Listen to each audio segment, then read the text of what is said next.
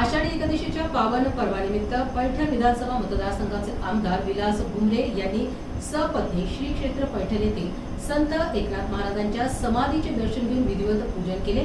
यावेळी त्यांनी राज्यातील जनतेच्या सुख समृद्धी, उत्तम आरोग्य, शांतता आणि शेतकऱ्यांच्या भरभराटीसाठी प्रार्थना केली।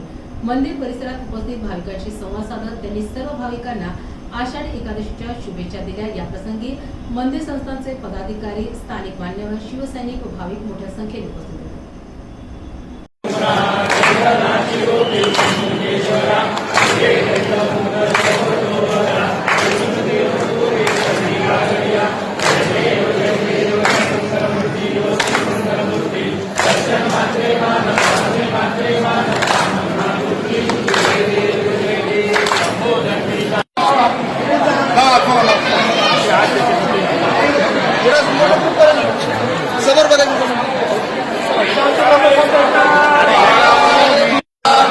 जय